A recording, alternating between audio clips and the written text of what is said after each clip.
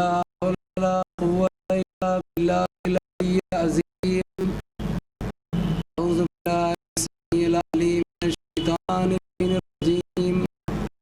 بسم الله الرحمن الرحيم. الحمد لله رب العالمين، والصلاة والسلام والتحية والإكرام على البشير النذير والسراج المنير حبیب الہ العالمین سیدنا و نبینا و شفیع ذنوبنا مولانا ابوالقاسم المصطفیٰ محمد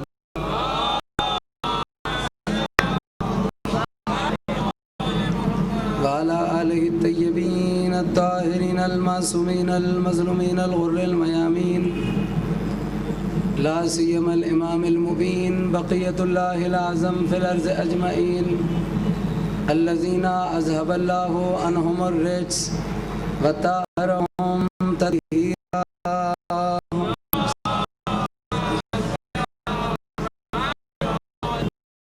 فلا دائمة على أبدانهم أجمعين وغصب حقوقهم في فدائهم من الآن إلى قيام يوم الدين.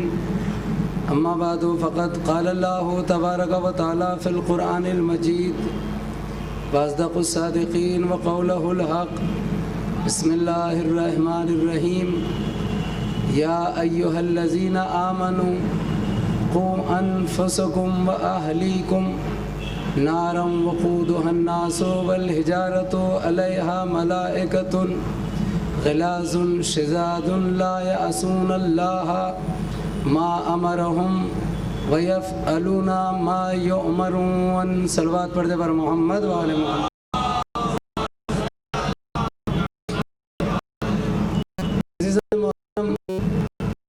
آپ حضرات کی خدمت میں سورہ تحریم کی روشنی میں فیملی لائف ان اسلام اس سبجیکٹ پر میں بھی گفتگو کر رہا ہوں آپ کے سامنے، اور دیگر عالم یہ اعلان کر رہا ہے ایمان لانے والے مومنین. جیسے گزری ہوئی تمام راتوں میں نے عرض کیا، اللہ نے سورہ تحریم کی آیت نمبر 6 میں یا ایھا الذین آمنوا قوا انفسکم واہلیکم نارا وقودھا الناس والحجارۃ، کہ ایمان لانے والے تم اپنے اور اپنے اہل و عیال فیملی گھر والوں کو جہنم کی اس آگ سے بچاؤ اس کا ایندھن آدمی پتھر ہوں گے. اور اس پر اللہ نے کیا کیا ہے؟ ملائکۃ غلاظ شداد، اس پر سخت، بہت ہی سخت مزاج فریقوں کو مقرر کیا ہے جو وہاں ڈیوٹی دیتے ہیں، کسی بھی قسم کا رحم کرنے والے نہیں. اور اس آیت میں جو خطاب ہے اللہ کا نہ انسانوں سے ہے مسلمانوں سے ہے، بلکہ ان سے ہے جو انسانوں مسلمان ہیں، مسلمانوں میں مومن ہیں، جو سایہ ایمان. تو اس کے یہ معنی ہوئے کہ مومن کو ابھی کچھ کمی ہے، کہ اللہ اس کو تنبیہ اور تاکید کر رہا ہے کہ ابھی کچھ باقی ہے. تو مومن ہے، تو نے ایمان لایا، لیکن یہ تیرا ایمان تیرے لیے کافی نہیں ہے. اور وہ چیز ہے، وہ 3 چیزیں آپ کی خدمت میں عرض کروں گا. ہماری زندگی میں کم سے کم 3 چیزیں ہونا چاہیے، ایک ایمان، ایک عمل، اور دوسرے تقویٰ خوف پروردگار. 3 چیزیں ہوں گے تو ہماری لائف قرآن اہل بیت اسلام کے مطابق ہوگی. کیا چیز؟ ایمان، یعنی مومن جو کچھ رسول اکرم لے کر آئے اس پر پورا ایمان ہو. عمل، جو کچھ اللہ رسول امام اور قرآن نے کہا اس پر ہمارا عمل ہو. اور تقویٰ، یعنی اللہ رسول اللہ سے ڈرنا، خوف پروردگار. یہ 3 چیزیں ہمارے لیے لازم ہیں. خالی ایمان کافی نہیں ہے، خالی عمل کافی نہیں ہے، ساتھ میں تقویٰ ہو، پرہیزگاری ہو، خوف خدا ہو. اس لیے عموماً یہ ہوتا ہے، متوجہ سے توجہ سے سنیے گا، 3 راتیں بچی ہیں اور آپ دیکھ رہے ہیں کہ سانس بھی نہیں لے پا رہا ہوں ممبر پر. جتنی جلدی ہو سکے، ایسا سنگل پسلی کا آدمی جتنی جلدی ہو سکے آپ کی خدمت میں دینے کی کوشش کرے 1 گھنٹے کے اندر. اس پر سے مائی سپریم کورٹ سارے قانون. ایسی بات جب یہ اپنے قانون میں اتنے سخت ہیں جو کبھی نہ کبھی ٹوٹتے رہتے، تو وہ خالق قانون کا قانون کتنا سخت ہوگا. اور جب ان کا مقابلہ اس قانون سے ہوگا تو پھر پتہ چلے گا قانون صحیح معنوں میں کیا ہوتا ہے. تو کہنے کا مقصد یہ ہے مجھے ان چیزوں سے کوئی لینا دینا نہیں، نہ آپ کا وقت ضائع کرنا ہے۔ مجھے کوئی ایسی بات آپ کی خدمت میں رکھنی ہے مجلسوں میں کہ میری قوم کا ایک بچہ، ایک جوان، ایک بزرگ، میں بزرگوں کے لیے بھی نہیں کہتا، خاص کر قوم کے نونہالوں کے لیے، قوم کے جوانوں کے لیے، ینگ جنریشن کے لیے میں چاہتا ہوں اگر ایک بچہ اپنے آپ کو سنوار لے تو پھر پورا عشرہ کامیاب ہوگا۔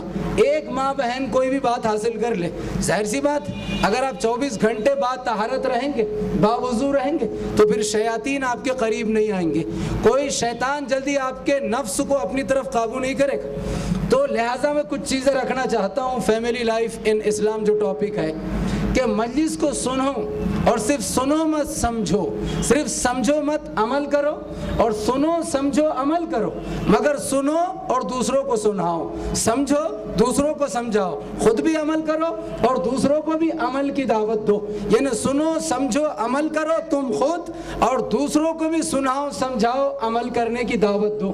جیسا کہ خود قرآن کہہ رہا کہ اہلیکم، تم صرف اپنے آپ کو مت بچاؤ، انفسکم و اہلیکم، اپنے آپ کو بھی بچاؤ اور اپنی فیملی کو بھی بچاؤ، اپنی بیوی بچے ماں باپ بہن بھائی سب کو بچاؤ آپ آتش جہنم سے۔ تو کہنے کا مقصد یہ ہے کہ ہماری زندگی کو اسلام کے مطابق گزارنا ہے تو ہمارا آغاز ہونا کیسے چاہیے؟ طہارت کے ذریعے ہماری لائف کی فاؤنڈیشن ہونا چاہیے، ہماری بنیاد لائف کی فاؤنڈیشن طہارت پر ہونی چاہیے۔ اور ظاہر سی بات ہے ایک طہارت ہم وضو کے ذریعے لے سکتے ہیں، اور جو داخلی طہارت ہے، اندر کی جو طہارت ہے، ہم پاک غذا سے لے سکتے ہیں، حلال لقمے سے ہم لے سکتے ہیں۔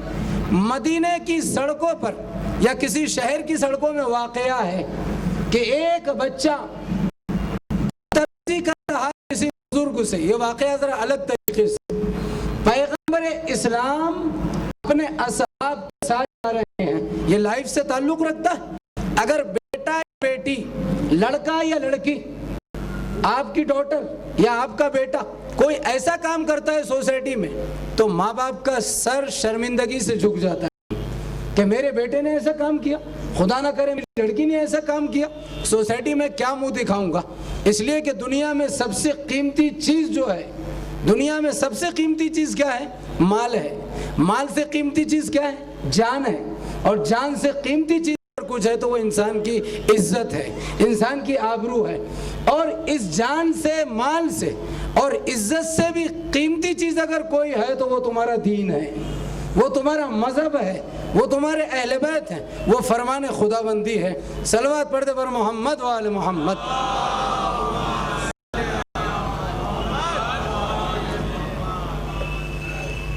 تو آدمی کی عزت سب سے قیمتی ہے، جان قیمتی ہے، مال قیمتی ہے۔ صلوات پڑھتے مولا آگے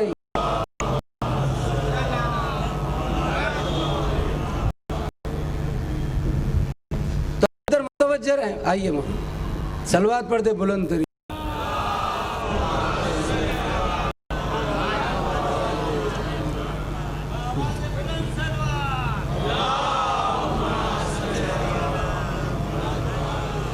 جب بھی ایسا موقع ہو یا میں پانی پوئیں، کوئی بھی ذاکر خطیب پانی پیے، سانس لے، رک جائے تو آپ صلوات پڑھا کریں تاکہ وہ 2 سیکنڈ آپ کے خالی نہ جائیں، اس لیے کہ صلوات کا ثواب ایسا ہے جو ہر حالت میں، ہر جگہ، ہر صورت میں بھی ملتا ہے، رائے گا نہیں جاتا۔ صلوات ایک ایسی چیز ہے جس کا ثواب ہر حال میں ملتا ہے، اور کتنا ثواب ہے یہ آپ کو بتانے کی ضرورت نہیں، لہٰذا آپ کو سوچنا ہے۔ تو کہنے کا مقصد یہ کہ دنیا میں سب سے قیمتی چیز مال ہے، مال سے زیادہ قیمتی چیز انسان کی جان ہے، اور جان سے زیادہ قیمتی چیز انسان کی عزت ہے، آبرو ہے۔ اور اسی لیے امام نے کربلا میں امام مظلوم نے ایک فقرہ کہا تھا کہ ذلت کی زندگی سے عزت کی موت بہتر۔ یہ حسین ہی کا تو فقرہ ہے جو سارے زمانے میں دہرایا جاتا ہے۔ اور ایک فقرہ امام نے کیا کہا تھا کربلا میں کہ لا ارى الموت الا سعادہ والحیات مع الظالمین الا براما۔ امام حسین علیہ السلام کا فقرہ کہ لا ارى الموت، جو یہ ذلت کی زندگی میرے سامنے رکھی گئی ہے کہ میں خاندان وحی کا بیٹا ہوں، میں خاندان وحی کا فرزند ہوں، میں فرزند رسول، فرزند امام، خاتون جنت کا بیٹا، اور یزید جیسے فاسق و فاجر کی بیعت کروں میں؟ کہاں حسین وہی کے سائے میں پلنے والا نور خدا اول مخلوق، اور کہاں یزید جیسا فاسق و فاجر، دارو شراب ناچ گانا بےہودگی میں پرورش ہوئی۔ تو حسین نے ایک جملہ کہا تھا اس ضلالت کو اور دنیا کی بے وفائی کو دیکھ کے کہ ذلت کی زندگی سے عزت کی موت بہتر، اور ایک میسج دیا کہ لا ارى الموت الا سعادہ۔ ایسی حالت میں، یہ ہمارے لیے پیغام ہے، ایسے حالات میں جب ذلت ہمارے سامنے آ جائے تو لا ارى الموت الا سعادہ والحیات مع الظالمین الا برحمہ، کہ میں حسین موت کو نہیں پاتا، موت کو نہیں دیکھتا، مگر میرے لیے اس وقت وہ ایک کامیاب چیز ہے، ایک کامیاب ترین شے ہے، والحیات مع الظالمین الا برحمہ۔ اور ایسی حالت میں لائف، زندگی اور حیات ظالموں کے ساتھ سوائے ذلت اور رسوائی کے کچھ بھی نہیں ہے، لہذا یہ سر جھکے گا نہیں، سر کٹے گا، جھکے گا تو صرف اس کے سامنے جو سب کا خالق ہے۔ یہ پیغام حسین ہے، لہذا ہم اپنی لائف کی شروعات کیسے کریں؟ تو طہارت پر اپنی لائف کی بنیاد کو رکھیں۔ تو ہم وضو کر کے تو طہارت لے سکتے، 5 منٹ کا وضو، رات بھر بستر آپ کا مسجد، 5 منٹ کا وضو، زمانے کی پریشانیوں سے آپ کو امن ملے گا، جیسے میں نے گزری ہوئی مجلس میں آپ کو بیان کیا کہ جب آخری دور میں شر پھیلے تو تم ہمیشہ باوضو رہا کرو۔ اور ایک جوان اگر ابھی سے باوضو رہے گا، حالانکہ سردی پڑ رہی، بمبئی کے لیے سردی تو نعمت ہے، ہمارے یہاں کے حالات تو بہت ڈینجر ہے سردی سے، صبح 8:30 بجے سورج نکلتا ہے، لوگ پریشان ہیں، ہم بمبئی سے 1500 فیٹ اوپر رہتے پہاڑیوں پر، تو اندازہ لگا ہے۔ تو سوال سردی ہو گرمی ہو، ہر گھڑی آپ وضو کیجئے گا، کوشش کیجئے، امتحان دینے سے پہلے، پرچہ دینے سے پہلے، سونے سے پہلے، نماز کو تو کرنا ہی کرنا ہے، ہر گھڑی آفس میں جانے سے پہلے۔ اور ظاہر سی بات، جب آپ کا وضو ٹوٹ جائے پھر موقع مل جائے تو 5 منٹ صرف ہوں گے۔ تو کہنے کا مقصد، ویسے بھی جوان کیسا ٹائم صرف کرتا ہے، چوراہے پہ بیٹھا، نائی کی دکان میں چلا گیا، 15 منٹ بال صحیح کرنے میں چل رہے، یوں ہی دوستوں سے بات کر رہا ہے، تو 5 منٹ مومن کی زندگی کا ایک سیکنڈ بڑا قیمتی ہوتا ہے، اور انسان کی زندگی میں قیمتی چیز اس کی اپنی زندگی کا وقت ہے۔ تو طہارت، ایک دوسری طہارت یہ تو وضو کی ہے، اور جو لائف، فیملی لائف میں آپ طہارت لے سکتے ہیں وہ پاک غذا، حلال لقمہ، اس سے آپ بنیاد رکھیے گا، کوشش کیجئے خمس نکلا ہوا مال پیٹ میں جائے، کسی کا غصبی نہ ہو، چوری کا نہ ہو، چھینا ہوا نہ ہو، تاکہ بنیاد مضبوط رہے۔ اور اسلام نے لائف جو اسلام کے مطابق گزارنی ہے، اس میں سب کے مسائل الگ ہیں، بوڑھوں اور بزرگوں کے مسائل الگ ہیں، بچوں کے مسائل الگ ہیں، جوانوں اور عورتوں کے مسائل تھوڑے الگ ہیں۔ جو مثلاً میں مثال دوں، جو غذا 2 سال کا بچہ لیتا ہے وہ غذا یا وہ کھانا ایک 15 سال کا لڑکا نہیں لے سکتا، یا جو غذا 18 سال 20 سال کا آدمی کھاتا ہے، جوان کھاتا ہے، وہ غذا 2 سال کا بچہ نہیں کھا سکتا۔ 2 سال کے بچے کی غذا دودھ ہے ماں کا، ہے نا، اس کے اوپر پھر بسکٹ ہے، چاول ہے، دال ہے، جوانی میں پھر ساری چیزیں کھاتا ہے۔ بزرگ آدمی دانت گر چکے، اب اس کی غذا بدل گئی، اب یہ چیز نہیں کھاتا جو جوانی میں کھاتا تھا۔ ظاہر سی بات، اگر بچہ جوانوں کی غذا کھلائی جائے گی بچے کو، یا جوان کو بچے کی غذا دی جائے گی، تو دونوں کے دونوں ہلاک ہو جائیں گے، نقصان ہوگا۔ یہی حال احکام اسلام کا ہے کہ اسلام جو ہے، جو تمہیں دعوت دیتا ہے کہ اسلام کے مطابق لائف گزارو، تو وہ یہ کہتا ہے کہ ہمارے احکام بچوں کے لیے الگ ہیں، جوانوں کے لیے الگ ہیں، اور دیگر قوموں کے لیے یا دیگر عمر کے لوگوں کے لیے الگ ہیں۔ اور اس لیے اسلام نے کہا کہ بچہ جب 15 سال کا ہوگا تب نماز واجب۔ ابھی دودھ پی رہا ہے، بسکٹ پر زندگی ہے، کھیر پر زندگی ہے، تو ابھی تجھ پر نماز واجب نہیں۔ جب تو اس لائق بن جائے، اب تو پودا نہیں درخت ہو گیا، اب تو حلال حرام کو سمجھنے لگ گیا، نجیس پاک کو سمجھنے لگ گیا، تو ممیز ہو گیا، تمیز آ گئی، اب تجھ پر نماز واجب، اب نہیں پڑے گا تو آتش جہنم کے لیے تیار رہو۔ لہذا بچوں کے مسائل، بڑوں کے مسائل الگ ہیں۔ تو میں ایک چیز آپ کی خدمت میں میرے ٹاپک سے تعلق رکھتی ہے وہ عرض کرنا چاہتا ہوں۔ سوالات بہت سارے ہیں پبلک کے، لوگوں کے۔ کبھی کبھی ماں باپ کیا کرتے ہیں، فیملی لائف ان اسلام ہمارا جو ٹاپک، ماں باپ بے موقع بچے کو ٹوکتے رہتے ہیں، بے موقع، بے محل، ہر چیز کا ایک وقت ہوتا ہے۔ ابھی یہ مجلس کا وقت ہے نا، اگر کوئی آدمی یا بیچ میں کھڑے رہ کے نماز پڑھے، مجلس کا ٹائم ہے، یہ فرش اعضاء ہے، نماز مسجد میں پڑھی جاتی۔ اگر اذان کا ٹائم، اذان ہو رہی ہے اور ہم وہ مجلس شروع کر دیں تو نماز کا وقت ہے نا، اگر خانہ کعبہ میں جو طواف ہو رہا ہے، اگر وہاں کوئی اور اسلامی حکم ہم کرتے ہوئے بیٹھے کہ جناب یہ مقام طواف ہے، تو ہر چیز کی ایک جگہ ہے، ہر چیز کا ایک موقع ہے۔ مثال کے طور پر رات کے وقت کھڑے رہ کے پانی پینا مکروہ ہے، حرام نہیں۔ رات کے وقت، شام میں، رات میں، سورج ڈوبنے کے بعد، مغرب کے بعد رات میں کھڑے رہ کر پانی پینا مکروہ ہے۔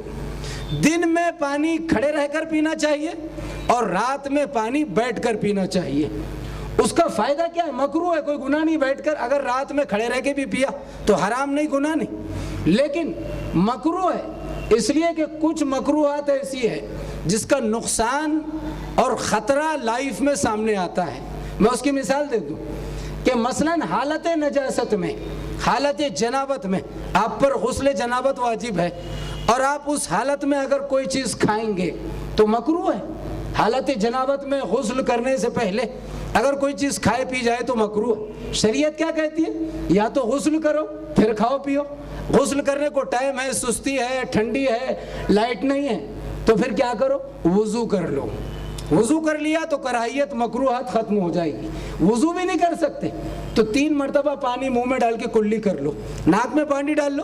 مگر حالت جنابت میں، حالت نجاست میں حدث اکبر ہے، وہ اس حالت میں مت کھانا، مکروہ ہے، حرام نہیں۔ کیوں؟ اگر ایسا کیا تو خدا نہ کرے ایک بیماری لائق ہو سکتی جو جسم پر نمودار ہوتی، وہ بیماری سے دوچار ہوگا۔ حالت جنابت میں دیر تک رہے گا، ظاہر سی بات ہے ہمیں اسلام کے مطابق لائف گزارنی، فیملی لائف ان اسلام، اس لیے یہ باتیں میں رکھ رہا ہوں۔ اگر آپ دیر تک اس حالت میں رہیں، اسی حالت میں باہر گھوم رہے، مارکیٹ میں چلے گئے، آفس میں چلے گئے، خدا نہ کرے دشمن دور، تو اب شیطان جو ہے وہ طہارت میں قریب نہیں ہوتا، نجاست میں قریب ہوتا ہے، اور فرشتگان رحمت جو ہیں وہ طہارت میں آپ سے قریب رہتے ہیں، نجاست میں آپ سے دور رہتے ہیں۔ میرے ان چھوٹے چھوٹے پوائنٹ کو اپنے ذہن میں جگہ دیجئے، اتنا جملہ کافی ہے کہ ہمیں غسل کرنے میں جلدی کرنی ہے تاکہ کوئی پرابلم کھڑا نہ ہو۔ تو بر محل ٹوکیے گا، جیسے میں کہہ رہا تھا کہ ہم بے محل ٹوکتے ہیں۔ مثال کے طور پر رات میں بچے نے کھانا کھایا، اب آپ کا جوان بیٹا پانی پینے کے لیے آگے بڑھا، اب وہ کھڑے رہ کے پانی پی رہا ہے کھانا کھانے کے بعد رات کا۔ اب ماں باپ نے دیکھا تو فوراً ٹوک دے، بیٹا رات میں پانی بیٹھ کر پیا کرو۔ کیا ہوگا کہ جس ٹائم وہ پانی پی رہا، اور اسی ٹائم کا یہ آرڈر ہے اسلام کا، تو جو ٹائم ہو، وقت ہو، وہ ٹائم کہنے کا بچے پر بہت جلدی اثر ہوتا ہے۔ ایام اذاں ہے، ابھی جلوس نکلے گا تو اب جلوس کی فضیلت بتا دو، محرم ہے عزاداری کی فضیلت بتا دو۔ مثال کے طور پر صبح 10 بجے بچے کو مار رہے ہیں، کیوں مار رہے ہیں؟ پڑوسی نے پوچھا، کہا میں کب سے کہہ رہا ہوں جا مسجد میں نماز ظہر کے لیے، تو عقل مند کہے گا ارے ظہر کو ابھی 1 بجے اذان ہوگی، جب جماعت ہوگی تب آپ کہیے گا، آپ 4 گھنٹے پہلے پٹائی کر رہے ہیں، ہاں اذان ہو گئی، کوئی کام نہیں ہے، اب اس سے کہو جاؤ بیٹا نماز پڑھ لو۔ یعنی بر محل، بر وقت، اینڈ ٹائم کسی چیز کو ٹوکے پیار سے، محبت سے، تو لائف میں بچے پر یا کہنے والے پر یا جس پر کہا جائے جلدی اثر ہوتا ہے۔ ایک صلوات پڑھ دے پر محمد وآل محمد۔ اس کے لیے ایک پروف دے رہا ہوں میں، واقعہ کتابوں کی روشنی میں۔ جیسے میں نے مرتضیٰ، شیخ مرتضیٰ کا واقعہ بتایا آپ کو کہ ان کی ماں نے بغیر وضو کیے ان کو دودھ نہیں پلایا۔ علامہ ہلی، شیعہ عالم، بزرگ عالم، 10 سے 12 سال کی عمر میں مجتہد بن گئے۔ پوچھے مولانا سے کہاں سے کمال حاصل ہوا؟ محمد حسین طباطبائی۔ کون محمد حسین طباطبائی؟ ایران کا وہ بچہ جو 7 یا 6 سال میں قرآن حفظ کر کے 80 طریقوں سے قرآن پڑھ رہا ہے۔ اور ایک فضیلت کی بات میں آپ کی خدمت میں رکھوں گا، مجتبیٰ موسوی، ہندوستان کا بچہ جو 8 سال میں 9 سال میں قرآن حفظ کر کے 30 طریقوں سے، پاکستان کا ایک لڑکا، یہ کمال کہاں سے حاصل ہوا؟ کل ہلی 12 سال میں مجتہد بنے، مرتضیٰ عسکری ماں نے بغیر وضو کر کے دودھ نہیں پلایا تو لکھی ہوئی کتاب کو آج کا بچہ پڑھ کے علامہ بنتا ہے۔ طباطبائی 7 سال میں 80 طریقوں سے قرآن پڑھتا ہے، مجتبیٰ موسوی 10 سال میں 30 طریقوں سے قرآن۔ یعنی ماننا پڑے گا جو بھی در علی اور اہل بیت سے سچے دل سے متمسک ہوگا اللہ اس کو کمالات عطا کرتا ہے، چاہے وہ 12 سال کا مجتہد ہو یا 7 سال میں 80 طریقے سے قرآن پڑھنے والا بچہ ہو. صلوات پڑھ دے بر محمد و آل محمد. یہ مجتبیٰ موسوی کا ایک چھوٹا سا میں آپ کو نکتہ بتا دوں تو نعرہ ماریں گے, خوش ہوں گے آپ. چونکہ اچانک بات سے بات آ گئی, چونکہ فیملی لائف سے یہ چیز تعلق رکھتی ہے. آج ہم 40 سال کے ہو گئے, ہم سورہ الحم سے ہی نہیں پڑھ سکتے, اس لیے کہ سورہ الحم ہر نماز میں ہے قریب روزانہ کی واجب نماز, سنتی نمازوں میں, نماز میت کو چھوڑ کر. آپ اندازہ لگائیں, ہر نماز کی پہلی رکعت میں, نماز عید ہو, نماز جمعہ ہو, روزانہ کی نماز ہو, مغفرت کی نماز ہو, قبر وحشت کی ہو, نمازیں جتنی نمازیں ہیں سنتی نمازیں, کتنی نمازیں ہیں سنتی اسلام میں, مستحبی نمازیں کتنی ہیں, نماز جعفر طیار, نماز سلمان فارسی, نافل عشاء, نافل مغرب, نماز شب, نماز غفیلہ, یہ تو ہم سب جانتے ہیں. 2000 سنتی نمازیں ہیں. کتنی؟ 2000, جس سے پبلک محروم ہے, کتابوں میں پھیلی ہوئی. اللہ کسی عالم کو توفیق دے کہ وہ نکالے کتابوں سے اور جمع کر کے کتابی شکل دے. قدم قدم پر نماز ہے. یا ایھا الذین آمنوا استعینوا بالصبر والصلاۃ ان اللہ مع الصابرین. اے ایمان لانے والو, تم نماز اور صبر کے ذریعے مدد طلب کرو اللہ سے. قدم قدم پہ نماز. بچہ بیمار ہو گیا, امتحان کا وقت ہے, ڈگری کے بعد نوکری اور جاب نہیں مل رہا, کوئی پریشانی ہے, وضو کرو, 2 رکعت نماز حاجت پڑھو صبح جیسی, سجدے تسبیح معصومہ کونین پڑھو, سجدے میں جا کر گڑ گڑا کے دعا مانگو. یہ ایک ایسا ٹیبلٹ ہے کہ اس ٹیبلٹ کا کوئی مقابلہ نہیں کر سکتا. صلوات پڑھ دے پر محمد و آل محمد. ایسا فل پاور انجیکشن ہے.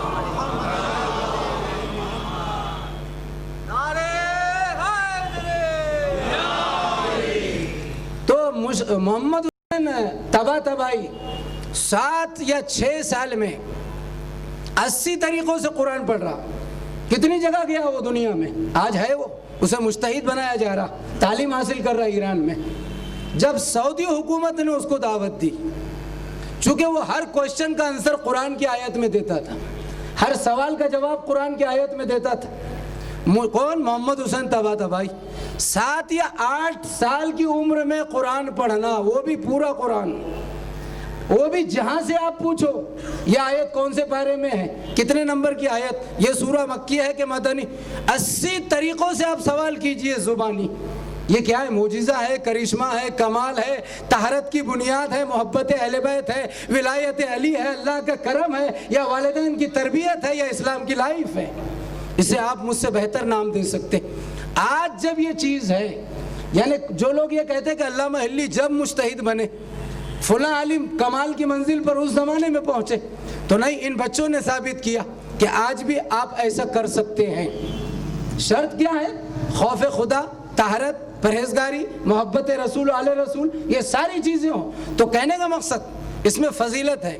محمد حسین طباطبائی سعودی عرب, مکہ مدینہ جہاں پر ہے حجاز میں, سعودی عربیہ میں ان کو دعوت دی گئی. سعودی عرب میں 1 سے قاری قرآن, حافظان قرآن, عربی بولنے والی کنٹری, اور مسلمانوں کا مرکز مکہ وہیں, مدینہ وہیں, روضہ رسول وہیں, جنت البقیع, حاجی وہیں جمع ہوتے ہیں. نتیجہ کیا ہوا؟ سارے حافظان قرآن جمع ہوئے, سارے قاری جمع ہوئے سعودی عرب کے, جتنے بڑے بڑے قاری, 1 سے 1 حافظ قرآن. اور یہ علی کے غلام بچے کو, اس 7 سال کے بچے کو اسٹیج پہ بٹھایا گیا, اور آپ نے سوالات نہیں کیے, پبلک نے, حافظوں نے سوالات کیے. ذرا توجہ سے سنیں, قاریوں نے سوالات کیے, یہ سوال کیا, وہ سوال کیا, ہر سوال کا جواب مسکرا کر دے رہا تھا, ہنس کر دے رہا تھا, اور امیجیٹلی دے رہا تھا. لوگ دنگ رہ گئے کہ ایک آدمی, ایک حافظ قرآن نے سوچا مجمع میں سے, میری لائف 60 سال کی ہے اور میں نے 40 سال 30 سال لگا دیے 20 سال قرآن حفظ کرنے میں, مگر مجھے یاد نہیں ہے کہ کون سا سورہ کہاں ہے, بس میں پڑھ لوں گا اے سے لے کے زیڈ تک, الف سے لے کر یہ تک, رٹا ہوا ہے سب, اور یہ جیسا پوچھ رہے ویسے بتا رہا ہے. تو قرآن کے جیسا سوال کرو جواب دیتا تھا. مثلا محمد حسین طباطبائی سے سوال ہوا, بالکل ویسے ہی جیسے جناب فضہ سے گفتگو ہوتی تھی, کنیز فاطمہ سے, تو وہ قرآن میں گفتگو کرتی تھی جناب فضہ. کنیز فاطمہ 20 سال تک جناب فضہ نے قرآن میں کلام کیا. کسی نے سوال کیا تو فضہ جواب میں قرآن کی آیت پیش کرتی تھی. محمد حسین طباطبائی سے سوال ہوا کہ بہترین لباس کون سا ہے؟ آپ کہیں گے پینٹ شرٹ، کوٹ، کرتا، ابا، قبا، امامہ، ہے نا، یہ لباس اہل بیت کا لباس، یہ بہترین لباس، یہ ہمارا جواب۔ تو کہا قرآن میں جواب دو۔ تو طباطبائی نے 7 سال کی عمر میں کہا، 7 ایئرس میں، قرآن کے آیت میں، کہ بہترین لباس کپڑا کون سا ہے؟ تو اس نے فوراً جواب دیا، لباس التقوی ذالک خیر، بہترین لباس وہ ہے جسے لباس تقوی کہتے ہیں۔ قرآن کی آیت پڑھ دی کہ جو خوف خدا کا لباس ہو، اللہ کے ڈر کا لباس ہو۔ لباس سے آدمی نہیں بنتا، آدمی شخصیت بنتی ہے خوف پروردگار سے، عبادت سے، دل کی پاکیزگی سے۔ کتنا ہی بڑا امامہ ہو لیکن بے عمل ہے تو پھر وہ سب سے بدترین ہے، جاہل سے بدتر ہے۔ تو قرآن میں جواب دیا۔ اس سے دوسرا سوال ہوا طباطبائی سے، یہ ماؤں کے لیے پیغام ہے، پیرنٹس کے لیے میسج۔ میرا مجمع ذرا توجہ سے سنیں اس جواب کو۔ سعودی حکومت نے کہا جب پورا پروگرام ختم ہو گیا، سارے کوشچن آنسر ہر طریقے سے لوگوں نے گھما پھرا کر سوالات کر ڈالے، گویا وہ کمپیوٹر مشین بن کے بیٹھا تھا، جو چاہے لیتے جاؤ، آپ اندازہ لگائیں۔ اور اس نے بھی 7 سال 8 سال کی ایج میں، سعودی حکومت جسے فخر ہے حفظ قرآن پر، جسے فخر ہے قرآت کے اوپر، آپ نے دیکھا ہوگا آج کے موقع پہ کیسے سورے پڑھے جاتے ہیں ماشاءاللہ۔ ایسے عالم میں حکومت نے کی طرف سے کوشچن ہوا محمد حسین طباطبائی سے کہ ایران کا بچہ، ولایت علی کا غلام، 12 امام کا چاہنے والا، رسول کی سنت پہ عمل کرنے والا، کہا اب تم سے یہ سوال ہے کیا کہ تم قرآن میں جواب دو، ہم سوال یہ کرتے ہیں کہ تمہیں کیا انعام چاہیے؟ میرا مجمع متوجہ رہے، ظاہر سی بات ہے اتنا کمال دکھایا، تمہیں انعام کیا چاہیے؟ ایک تیل والی کنٹری کے پاس کیا کمی ہے انعام کی؟ ریال دے، ڈالر دے، پیسہ دے، بنگلہ دے، کاٹیج دے، اچھی گاڑی دے، جو چاہے دے۔ سوال کیا ہے کہ جیسے سوال ہوا کہ بہترین لباس کیا ہے، تو کہا لباس التقوی ذالک خیر۔ اب سوال ہوا آخری، اور قرآن میں جواب دو ہمیں۔ کہا گیا کہ بچے قرآن میں جواب دو۔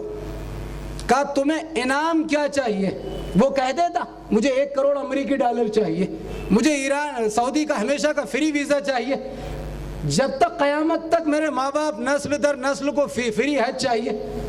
ذرا سوچئے تو اور یہ سوال تھا کہ جو چاہے مانگو انعام میں، تم نے وہ کمال دکھایا، لیکن جواب قرآن میں چاہیے۔ اگر مجمع سمجھدار ہے تو مجلس کامیاب ہو جائے گی۔ طباطبائی نے قرآن کی آیت پڑھی، سعودی حکومت کا سوال کہ مانگو تمہیں انعام میں کیا چاہیے، کیا چاہیے انعام میں مانگو، ذرا سوچئے گا۔ تو طباطبائی نے آیت پڑھی، قُلْ لَا أَسْأَلُكُمْ عَلَيْهِ أَجْرًا إِلَّا الْمَوَدَّةَ فِي الْقُرْبَى۔ سمجھ گیا مجمع؟ اے محمد تم کہہ دو کہ میں نے جو یہ رسالت، جو یہ محنت مشقت کی ہے، جو پیغام پہنچایا، قُلْ لَا أَسْأَلُكُمْ أَجْرًا، میری رسالت اور محنت اور نبوت کی کوئی اجرت نہیں سوائے یہ کہ إِلَّا الْمَوَدَّةَ فِي الْقُرْبَى، میرے اہل بیت سے محبت کرو، میرے قرابت داروں سے محبت کرو۔ حکومت سعودی اگر مجھے کوئی انعام دینا چاہتی ہے تو میرا انعام 12 امام کی محبت ہے۔ محبت دے دے جو ہم تجھ سے چاہتے ہیں، صلوات پڑھ دے بر محمد و آل محمد۔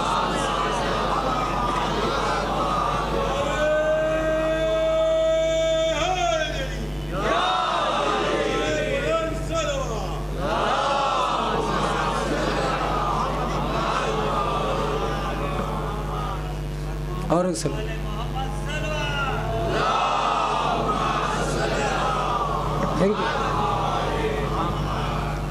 کہا قُلْ لَا أَسْأَلُكُمْ عَلَيْهِ أَجْرًا إِلَّا الْمَوَدَّةَ فِي الْقُرْبَى۔ قرابت دار رسول کے قرابت داروں کی محبت اللہ نے مانگی ہے۔ اجر رسالت ہے یہ کہ علی سے محبت، فاطمہ سے محبت، حسن اور حسین سے محبت، امام زمان سے محبت، اہل بیت آل رسول سے محبت، یہ اجر رسالت۔ اور کسی مسلمان بھائی کو کوئی اختلاف نہیں ہے، یہ میرا انعام ہے تم سے، دو مجھے یہ انعام اگر تم دے سکتے ہو کہ یہ چیز تمہارے پاس نہیں ہے اگر تو یہ چاہیے، اندازہ لگائیں یہ ولایت علی کی جھنکار ہے۔ اور مجھے ایک اس کا جواب بھی دینا ہے کہ جو لوگ یہ اعتراض کرتے ہیں کہ علی نے دنیا میں آتے ہی پیغمبر کے ہاتھوں پہ قرآن سنایا، तौरात सुनाई, ज़बूर इंजील सुनाई। तो ये जवाब है कि जब 1400 साल के बाद अली का ये गुलाम 7 साल में कुरान सुना सकता है, तो फिर वो अली जो वहाँ से इल्म लेकर आया है, उसके लिए पैदा होते ही हाथे रिसालत के हाथों में कुरान सुनाना कोई मुश्किल बात नहीं। ये दलीलें, ये जवाबात है। लिहाजा हम अपनी लाइफ को इस तरीके से ढालें। दुनिया जो है ये फरेब की जगह है, धोखे की जगह है। इसकी चमक बहुत ही टेम्परवरी और वक्ती चमक, इन चमक में हमको बहना नहीं। तो मैं आपकी खिदमत में अर्ज़ कर रहा था कि अगर हम अपनी लाइफ को आगे बढ़ाना चाहते हैं जो इस्लाम के मुताबिक हो, कुरान व अहले बैत और रसूल अकरम की सीरत के मुताबिक हो, तो पहली चीज़ ये याद रखिएगा कि हम अपनी बच्चा और लड़का या लड़की पे, अपनी औलाद पर हमेशा निगाह रखें कि रात में कितने बजे सोता है बच्चा। चाहे बड़ा भी हो गया, तो शादी भी हो गई हो, तो निगाह रखे बाप, इसलिए कि बाप हर हाल में बाप है और माँ हर हाल में माँ है। और आदमी को ये नहीं चाहिए कि बीवी की वजह से माँ बाप को घर से निकाल दे या माँ बाप की वजह से बीवी पर जुल्म ढाए। इसमें इस्लाम में कोई गुंजाइश नहीं है ऐसे आदमी के लिए। अगर बीवी पर जुल्म करेगा तब भी जालिम, और अगर माँ बाप को बुढ़ापे में हकीर समझेगा तब भी जालिम रहेगा। लिहाजा लाइफ क्या है? बेहतरीन मर्द वो है, बेहतरीन मर्द जो अपनी लाइफ में सबके हुकूक अदा करते हुए अल्लाह की बारगाह में चले। सबके हुकूक, बीवी के हुकूक, माँ बाप के हुकूक, औलाद के हुकूक, दोस्तों के हुकूक, बहन भाइयों के हुकूक, भांजे भतीजों के हुकूक, रिश्तेदारों के, कौम के, मज़हब के, दीन के, अल्लाह रसूल इमाम के हुकूक, सारे हुकूक को अदा करता हुआ सबको एक साथ लेकर चले, वही बेहतरीन मर्द है। याद रखिए, यहाँ से मजलिस ख़त्म हुई है ना, 5 बजे से मोमिनात ख़वातीन हमारी माएँ बहनें मजलिस से करती, रात में 1 बजे पहुँची। अब एक मर्द, एक औरत, बहन भाई, बूढ़े माँ बाप, 5 लोग मजलिस करके थके मांदे घर में पहुँचे। कैसे हुकूक अदा होते हैं, एक मिसाल दे रहा हूँ मैं। रात में 1 बजे 12 बजे घर में पहुँचे, शौहर भी थका हुआ, माँ बीवी भी थकी हुई है ना, बच्चे भी, माँ बाप भी, बहन भाई भी, एक फैमिली है पूरी। अब जो 5 घंटे के बाद थके हुए आए, सब निकले थे एक साथ। ये आदमियों की मजलिस में गया, वो औरतों की मजलिस में गई, ये जुलूस में गया। यानी एक मिसाल दे रहा हूँ मैं आपको कि कैसे हुकूक अदा होते और कैसी मंजिल हमारे सामने आती है। अब रात में थके हुए पहुँचे तो हर एक ये सोच रहा है कि मैं आराम करूँ, वो मुझे पानी भी पिलाए और चाय भी पिलाए। जरा सोचिए, ऐसा होता है लाइफ में। आदमी शौहर ये सोच रहा है मैं पढ़ा रहा हूँ, मुझे मेरी बीवी चाय भी दे और पानी भी दे। भला अपना नहीं सोच रहा, अपने साथ ये भी सोच रहा है कि मेरी वाइफ मेरी माँ को भी पानी पिला ले, मेरी माँ को भी, मेरे बाप को भी, मेरे बहन भाइयों को, ताकि मैं शर्मिंदा ना होने पाऊँ। तो अब ये नहीं सोच रहा कि जितना तुम थके हुए हो उतनी वो भी थकी हुई है, जितनी तुमने मजलिसें की उतनी उसने भी मजलिसें की, फिर यहाँ नाइंसाफी क्यों? बस यही है फ़र्क कि अगर बीवी चाय बनाने लग जाए तो तुमको चाहिए, मुझे चाहिए कि मैं माँ बाप को, बहन भाइयों को, सबको पानी पिलाना शुरू कर दूं। अगर वो झाड़ू लगाती है तो मैं कचरा फेंक दूं, अगर वो रोटी बनाती है तो मैं बाजार से सामान ला लूं, ताकि लाइफ इस्लाम के मुताबिक हो, झगड़े का सवाल ही पैदा नहीं होता, कोई फसाद नहीं होगा। मगर एक पर ही सारा बोझ डाल दिया तो जाहिर सी बात, जब छोटे से फील्ड में तेरा ये हाल है, कहीं अल्लाह ताला करबला तेरे जिम्मे दे देता, पूरी उम्मत तेरे हवाले कर देता, पूरे अपने खजाने तेरे पास दे देता कि सबको बराबर बराबर बांट दे, तो फिर नतीजा क्या होता? तो लिहाजा अगर अदालत, अच्छाई और नेकी का आगाज करना है तो पहले अपनी फैमिली से शुरू करो, खानदान तक पहुंचो, खानदान से सोसाइटी तक और सोसाइटी से पूरी कौम तक आ जाओ। सलवात पढ़ते पर मोहम्मद व आले मोहम्मद।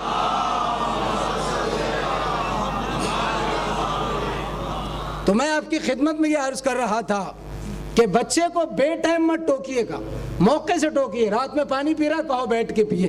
गुस्ल वाजिब है, बेटा पहले गुस्ल कर लो, मकरूह है हालत नजासत में खाना पीना।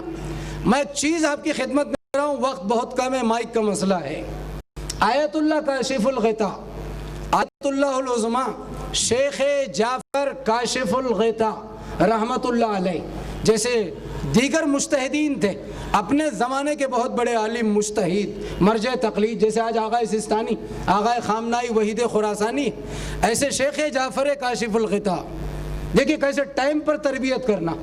और बेहतरीन माँ बाप بیسٹ پیرنٹس اور ماں باپ وہ ہیں جو پیار اور محبت سے اپنے بچوں کو نیکی کی ہدایت کرتے رہتے ہیں. آپ کرتے رہو نیکی کی ہدایت, کبھی نہ تو کبھی اثر کرے گی. شیخ کاشف الغطا بزرگ مجتہد, لوگ تقلید کرتے تھے, نجف اشرف کے مجتہد, اپنے زمانے کے نائب امام. ان کا ایک جوان بیٹا تھا, دیکھا کہ بیٹا جو ہے تھوڑا غافل ہے دین کی طرف سے, یعنی جتنا دیندار ہونا چاہیے اتنا تھوڑا کم ہے. زیادہ ٹینشن پیدا ہو گیا کہ قوم تو اسلامی لائف گزار رہی, لوگ جو ہے لائف آف اسلام میں داخل ہو رہے ہیں قرآن اہل بیت کے مطابق. میرا بیٹا نماز تو پڑھتا ہے لیکن کبھی کبھی صبح کی قضا کر دیتا ہے, کبھی کبھی جو ہے کچھ ایسے کام کر جاتا. لہٰذا انہوں نے سوچا کہ کیسے بیٹے کی تربیت کروں اور پہلی اس کی بری عادت یہ ہٹا دوں کہ یہ سحر کے وقت جاگ جایا کرے گی. میں سلام کرتا ہوں اس مجمع میں ہر اس بزرگ جوان عورت مرد کو جو اذان صبح سے پہلے جاگ کر اپنے معبود کی بارگاہ میں سر جھکاتا ہے. خوش نصیب ہے خدا کی قسم, اس لیے کہ وہ ایسے وقت میں اپنے رب کو پکارتا ہے, ایسے ٹائم میں پکارتا ہے جب ساری دنیا غفلت میں ہوتی ہے اور وہ پکار رہا ہے. میں ایک مثال دے دوں نماز شب کی, سحر کے وقت کی ایک مثال دوں, ہے نا.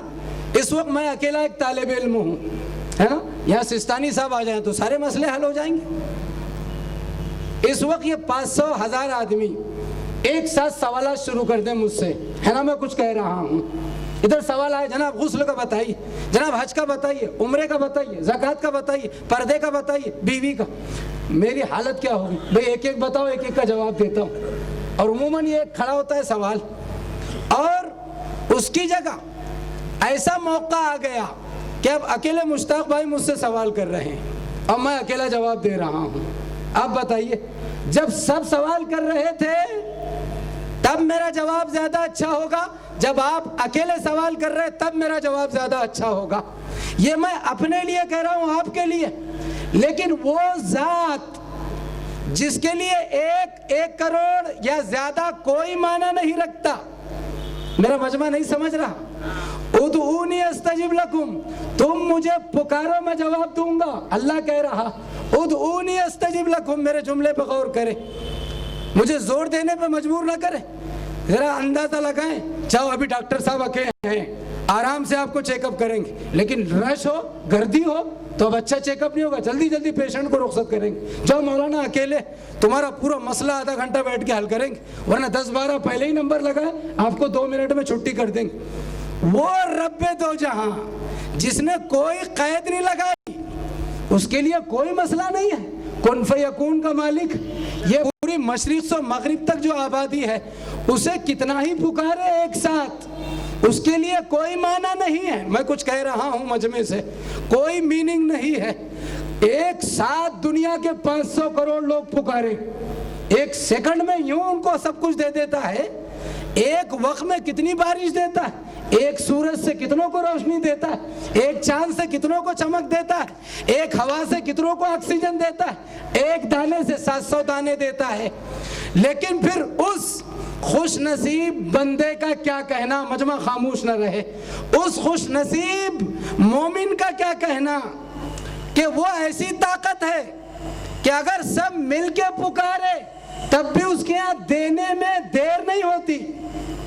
تو اس خوش نصیب کا کیا کہنا جو نماز فطر میں, نماز شب میں, سحر کے وقت سناٹے میں اس وقت اسے پکار رہا ہو جب سب سو رہے ہو, جب کوئی اسے پکار نہ رہا ہو, سب خواب غفلت میں ہو. کوئی کرکٹ سے آ کے سویا ہو, کوئی فلم فیسٹیول سے آ کے سویا ہو, کوئی رات بھر ٹی وی پہ فلمیں دیکھ کے سویا ہو, اور کوئی رات بھر چوراہے سے ہٹ کے کیفے نظاری سے آ کے سویا ہو, اور یہ ایسے عالم میں پکار رہا, وہ بھی کس کو, جس کا کوئی ٹائم نہیں ہے. تو پھر کیا کہنا, آپ نقطے کو سمجھے, منطقی پوائنٹ کو, کہ جب وہ ساری بھیڑ کو دے سکتا ہے, اربوں کھربوں لوگوں کو ایک سیکنڈ میں اتنا دے سکتا ہے, بے حساب بے انتہا, کوئی عدد نہیں. وہ معبود ہے, وہ خالق, اس کی قدرت کو کون سوچ سکتا ہے. تو پھر ایسے موقع کا کیا کہنا جب کوئی نہ مانگ رہا ہو اور تو مانگ رہا ہے, جب سب غافل ہو اور تو جاگ رہا ہے، اب پھر تو کہہ رہا ہو اللہم اغفر آغائے خمینی، اللہم اغفر فلاں ابن فلاں، اللہم اغفر آغائے خوئی، اللہم اغفر فلاں ابن فلاں، استغفار رب انی ظلمت نفسی فاغفر لی، لا الہ الا انت سبحانک انی کنت من الظالمین۔ پھر بندہ ہوگا، معبود ہوگا، پھر تنہا میں مناجات کا حال ہی کچھ ہوگا، اور اسی لیے سنتی نمازوں میں سب سے افضل نماز شب کو قرار دیا گیا۔ صلوات پڑھ دے بر محمد و آل محمد۔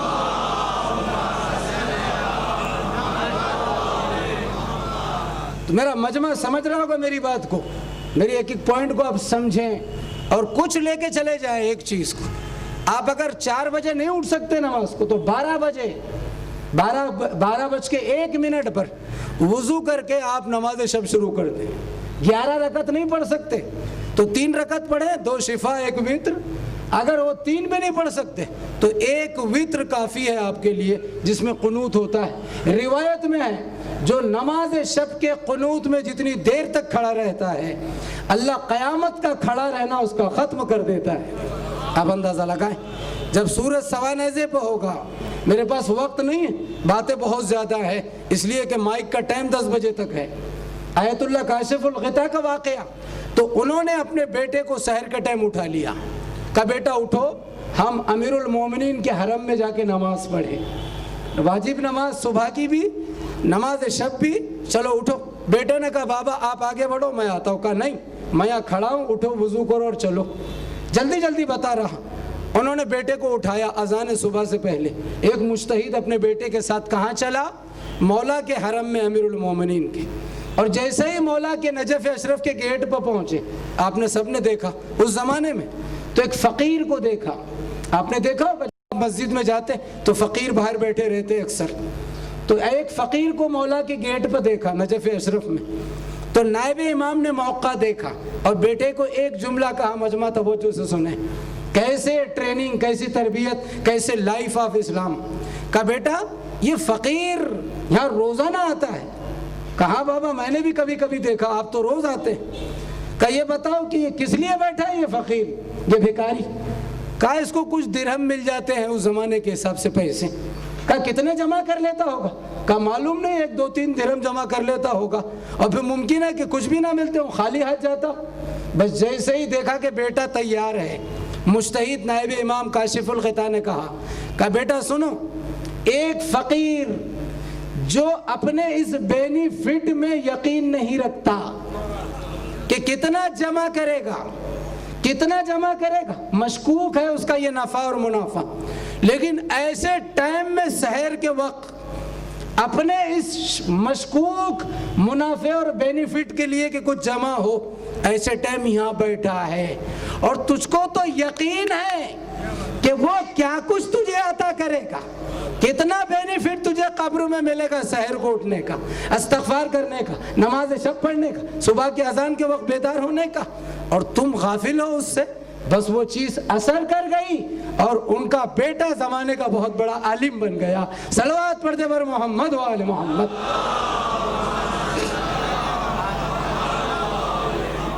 تو یہ ہے لائف آف اسلام، اور کربلا نے ہم کو جینے کا سلیقہ سکھایا۔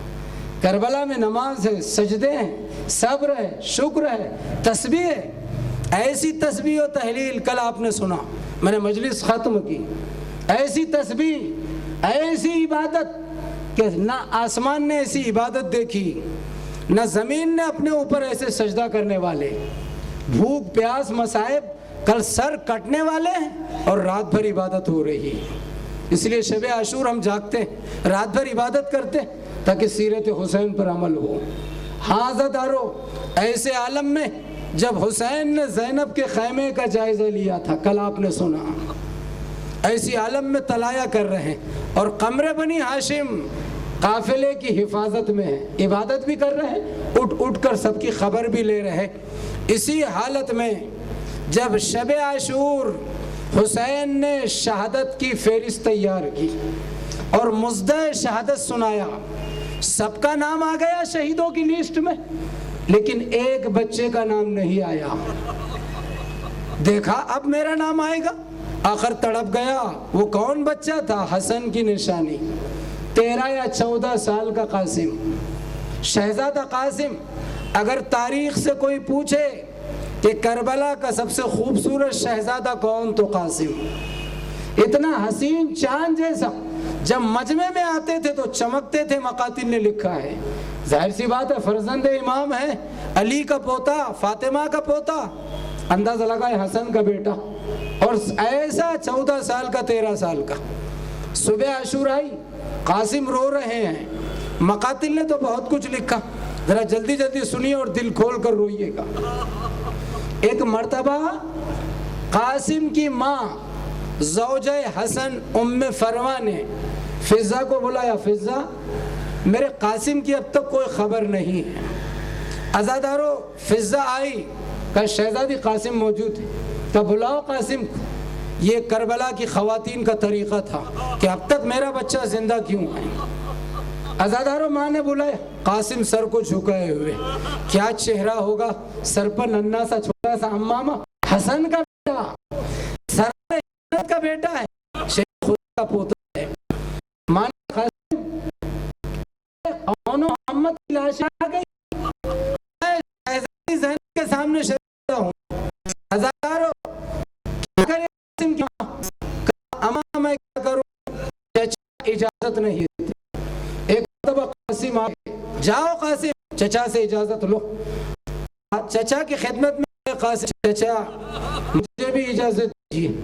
تاریخ اور مقاتل نے لکھا حسین نے سب کو اجازت جلدی جلدی دی، لیکن قاسم کو جلدی اجازت نہیں دیتے. تو میرے بھیا کی نشانی ہے، میرے بھائی کی یاد آتی ہے تو تیری زیارت کر لیتا ہوں. عزادارو، بہت دیر گزری، قاسم کو اجازت نہیں ملی. حسین نے رخصت کر دیا، پتہ نہیں کیوں نہیں اجازت دیتی. اندر جاتے ہیں تو ماں غضبناک ہوتی ہے، باہر آتے ہیں تو مولا اجازت نہیں دیتے. کروں تو کیا کروں؟ کسی خیال میں بیٹھے، اچانک ایک خیال آیا کہ بابا حسن نے ایک تعویذ باندھا تھا. جیسے ہی تعویذ کا خیال آیا اور یہ کہہ کر باندھا تھا، قاسم یہ تعویذ اس وقت کھول کے پڑھ لینا جب تجھ پر بہت سخت وقت پڑ جائے، بہت بڑی مصیبت کا وقت ہو تو تعویذ پڑھ کے کھول لینا. قاسم نے سوچا اس سے زیادہ مصیبت کیا ہو سکتی ہے کہ سب شہادت کا جام پی کے جا رہے ہیں اور میں محروم رہا ہوں.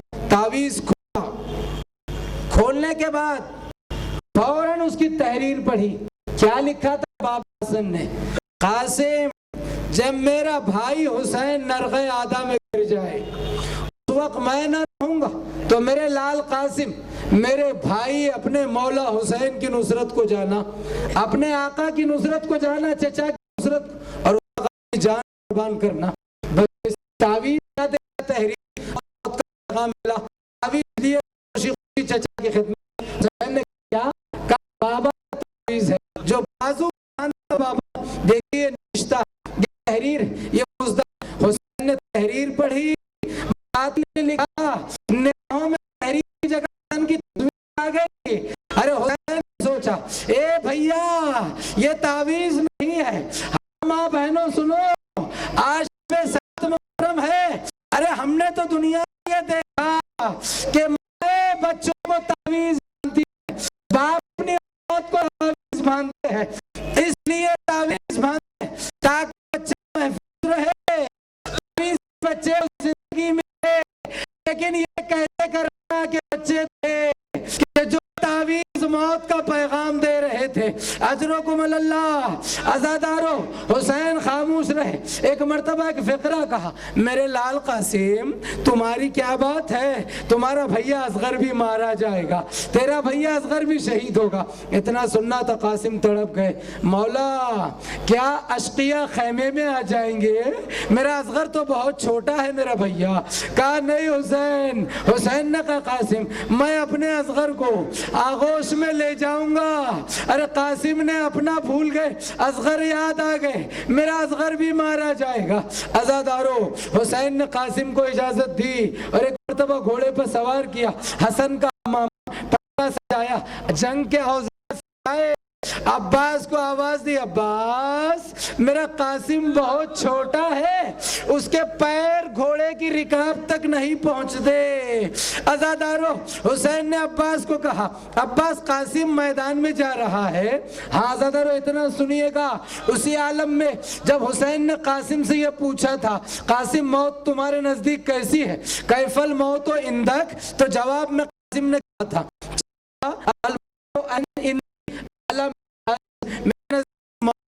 شہد سے زیادہ شیرین ہے۔ ہر ایک اپنے کو قربان کر رہا تھا۔ جب حسین نے قاسم کے منہ سے سنا موت قاسم کی نگاہ شہد سے زیادہ شیرین ہے، میں نے کہا یا قاسم اماں کا فداک یا فدا کا امو، ایک قاسم میرا چچا تجھ پر ہو جائے، چچا تجھ پر قربان ہو جائے۔ قاسم کو رخصت کیا، عباس کو کہا ذرا جنگ دیکھ میرے قاسم کی، ذرا ہاتھ دینا، مت دینا، میرا شہزادہ بہت محسن ہے۔ عزاداروں خیر گھوڑے تک نہیں پہنچتے، عباس نے اور حسین نے سفر کیا، قاسم تل پہنچے، بھوکے پیاسے، مصائب کلام کی شدت، اور ایک مرتبہ جیسے ہی حملہ کیا 60 ظالموں کو واصل جہنم کیا۔ مقاتل نے لکھا، عمر سعد نے آواز دی یہ بنی ہاشم کا بچہ ہے، یہ علی کے گھرانے کا بچہ ہے، اسے ایک ایک کر کے نہیں مارا جا سکتا، لیکن مقاتل نے لکھا کوئی آگے نہ بڑھا۔ عمر سعد نے ایک پہلوان کو آواز دی، ازرق شامی نامی پہلوان تھا، ازرق شامی کو کہا جا اس بچے کا سر جدا کر دے۔ اس پہلوان نے غرور سے کہا کہ اس بچے سے لڑنا میری توہین ہے۔ ازرق شامی آگے نہیں بڑھا، اس نے اپنے بیٹے کو قاسم کے مقابلے کو بھیجا، قاسم نے اس کے بیٹے کو واصل جہنم کیا۔ اس نے دوسرا بیٹا بھیجا، قاسم نے ایسا وار کیا کہ گھوڑے کے ساتھ 2 ٹکڑے ہو گیا۔ تیسرے کو بھیجا، قاسم نے اس کو ایسے پکڑ کے گرایا، مقاتل نے لکھا 14 سال کا علی کا پوتا بھوکا اور پیاسا، اور اس ازرق شامی پہلوان کا تیسرے بیٹے، اس کے 4 بیٹے کو قاسم نے قتل کر دیا اور جہنم پہنچایا۔ اب اتنے دیر 4 بیٹے مارے گئے قاسم نے تو فوراً پیٹ کھاتا ہوا محل میں آیا، لیکن ایسا حملہ کیا علی کے پوتے نے کہ اس کی روح نکل آئی اور بعد میں گھوڑے سے گیا، بس آواز آئی، ظالموں کا طریقہ تھا۔ اجرکم اللہ۔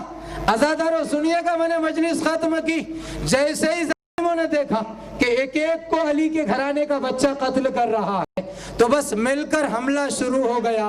ایک ظالم نے ایسا حملہ کیا کہ سر قاسم شکستہ ہوا، حسن کا لال گھوڑے سے زمین پر آیا، حسین کو پکارا یا اماں ادرکنی۔ عزادارو قاسم کی آواز پر حسین دوڑے، لیکن کیا دیکھا کہ ایک ظالم قاتل تلوار لیے قاسم کا سر جدا کر رہا ہے۔ ادھر حسین دوڑے، ادھر قاتل نے حسین کو آتا دیکھا تو سپاہیوں کو پکارا، بھاگا ہوا لشکر آیا، بیچ میں لاش قاسم، ادھر کے گھوڑے ادھر، یہاں کے گھوڑے وہاں، جیسے جیسے ٹاپے پڑتی تھی یا چچا کی آواز آتی تھی۔ حسین پامال لاشے پہ پہنچے، اے میرے لال قاسم، تیرا چچا شرمندہ ہے کہ اس وقت پہنچا جب تیرا لاشا پامال ہوگا، جب لاش قاسم کو حسین لے کر چلے تو ماتم نے لکھا کہ زمین خطے رہے تھے، علماء نے لکھا چٹائی منگائی گئی، حسین نے لاش قاسم کو لاشے کو ڈالا، اس لیے کہ اتنا لاشا پامال ہو گیا، حسین اٹھانا چاہتے تھے، خیمے کے قریب لائے بیوی حسن کے بیٹے قاسم کا لاشا، وہ گھوڑے کی ٹاؤں سے پامال ہو گیا۔ سیالم الذین